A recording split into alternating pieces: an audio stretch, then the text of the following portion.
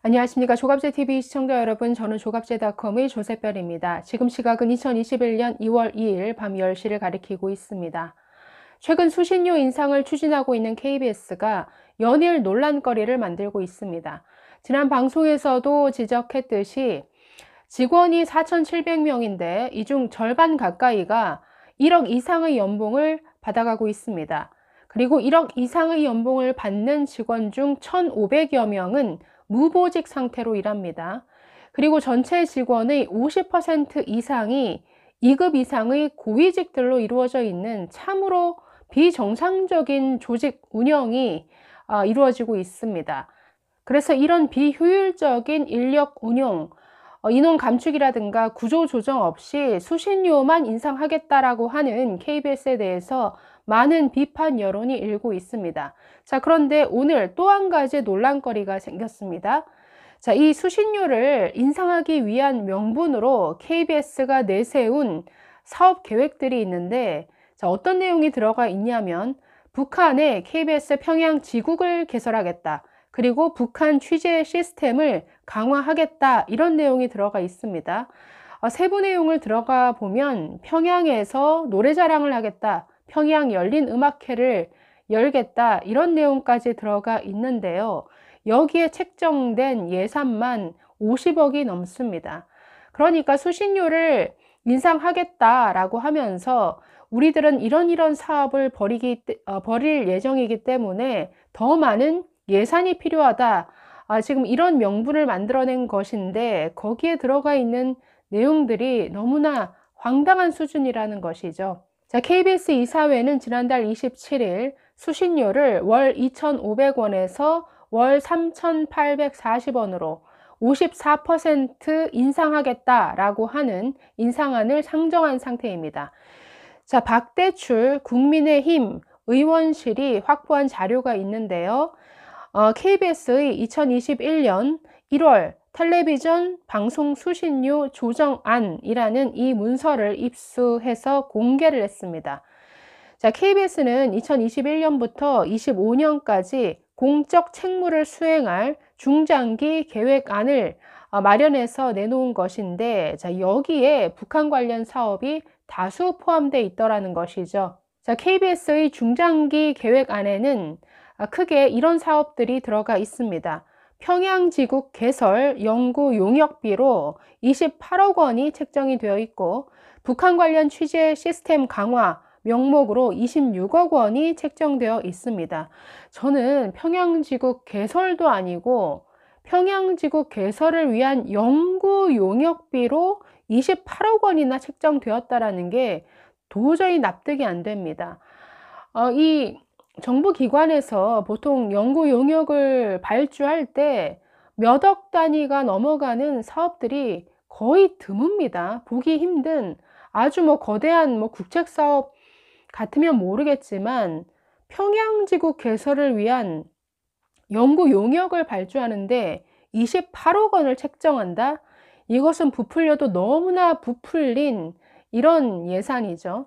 거기다가 북한 관련 취재 시스템을 강화하는데 26억 원이나 지금 책정돼 있습니다. 자, 세부 내용을 좀 더 보겠습니다. 자, 평양지국 개설과 함께 다양한 북한 관련 사업 계획도 수립되어 있는데, 자, 이런 내용들이 들어가 있습니다. 통일방송 주간 방송사임을 명시할 수 있도록 관련 연구 용역을 진행한다. 또 학술회의를 개최한다.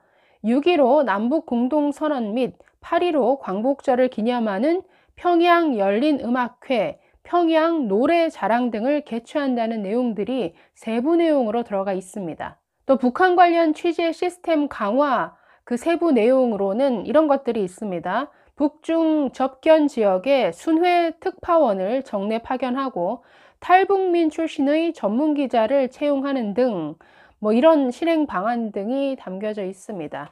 평양지국 개설할 수 있죠. 일본의 교토통신 같은 경우에도 평양지국 개설했는데, 문제는 평양지국을 개설하면 뭐합니까? 북한 안에서 자유로운 취재가 가능합니까? 안 되죠. 북한이 허용하는 범위 안에서 북한이 허락하는 내용으로만 방송을 해야 되다 보니까 잘못하다가는 그냥 북한 홍보 방송으로 전락하더라는 것이죠. 자, 그럼에도 불구하고 KBS 평양지국 개설하겠다라고 하는 이런 사업 계획안을 제출했다라는 아주 놀라운 소식입니다. 네, KBS는 평양지국 개설이 필요하다라는 이유를 이렇게 문건에서 들고 있습니다. 북한 관련 부정확한 보도로 인해 사회적 혼란이 야기된 사례가 빈번하게 발생하므로 보다 정확하고 객관적인 사실 보도를 위해 평양지국 개설이 필요하다라는 이유를 들었습니다. 네, 앞서 말씀드린 이유로 평양에 간다고 해서 객관적인 보도 할 수 없습니다. 자유로운 취재가 불가능합니다. 자, 해당 문건에서는 적정 수신료에 대해서도 이렇게 주장합니다. 물가 수준을 반영하면 9,500원이 적정한 수신료다라고 주장하고 있습니다. 다만 41년째 수신료가 2,500원으로 동결된 상태임을 감안해서 3,840원으로 상정했다라는 이런 설명입니다. 자, 그러나 제가 앞선 방송에서도 말씀드렸지만 옆나라 일본의 NHK 같은 경우에는 작년에도 수신료를 인하했습니다. 그리고 아주 대규모 인력 감축을 통해서 내린 수신료만큼 그 모자란 부분을 다른 여러 구조조정을 통해서 보전하고 있다라는 말씀을 드린 바 있습니다. 자, 그런데 KBS는 지금 방만한 자신들의 어떤 인력 운용이라든가 방만한 경영 상태를 개선할 생각은 없이 이런 황당한 사업만 벌이겠다라고 하면서 수신료 올려다오 라고 요구하고 있는 것이죠.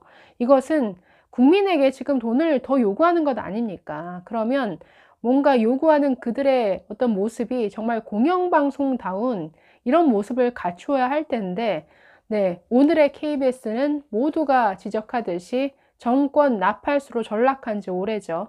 자, KBS는 이런 지적에 대해서 이날 입장문을 내고 이런 입장을 밝혔습니다. 방송법 제44조에는 KBS의 공적 책임 중 하나로 국내외를 대상으로 민족 문화를 장달하고 민족의 동질성을 확보할 수 있는 프로그램을 개발하여 방송하여야 한다라고 규정하고 있다. 이 같은 법적 책임의 일환으로 급변하는 남북관계 속에서도 안정적인 남북 교류를 통한 상호 신뢰 증진을 위해 평화통일에 기여할 사업들을 수신료 조정안에 제시했다라고 이렇게 밝혔습니다. 글쎄요, KBS가 하고 싶어 하는 사업들 하는 것은 좋은데 보직이 없는 1,500명 중에 절반만 정리하면 이런 수신료 인상 없이도 충분히 예산 마련이 가능하지 않을까 싶습니다. KBS는 그쪽으로 한번 더 연구해 보는 게 먼저겠죠. 자, 이런 KBS 관련 논란에 대해서 네티즌들은 아주 비판 여론을 쏟아내고 있습니다. 댓글 몇 개만 읽어 보겠습니다. 수신료 폐지 갑시다. 그러니까 왜 전기요금에 수신료를 의무적으로 내야 되는 거지? 지금 수신료는 전기요금에 포함돼서 징수하고 있기 때문에 사실상 수신료만 내지 않겠다, 수신료 거부를 하기가 힘듭니다. 즉 TV를 아예 안 볼 생각이 아니면 수신료만 납부하지 않겠다라고 하기가 사실상 불가능한 이런 구조로 요금이 징수되고 있습니다. 자, 또 이런 댓글도 있습니다. 수신료 거부 운동을 대국민 대대적으로 벌이고 시청 거부해서 정권의 나팔수 퇴출이 정답이다. 수신료 인상 금지가 아니라 수신료를 폐지하라. 공영방송으로서의 가치는 사라진 지 오래고 오직 정권의 개소리가 된 지 오래다. 보지도 않는 방송 수신료를 왜 내야 하는지 모르겠다. 옛날처럼 전기료에서 분리하고 국민 모두는 수신료 납부 거부하자. 댓글 2개만 더 보겠습니다. 코로나로 힘든 시기에 수신료를 인상해 북한에 갖다 주려 한다.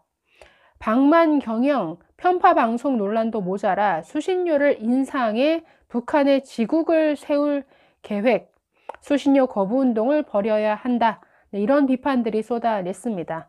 KBS는 수신료 인상을 요구하기 이전에 내부의 비효율적인 요소들을 제거하는 게 우선입니다. 그 다음에 수신료 인상을 논의할지 말지 그때 결정해야겠죠. 감사합니다.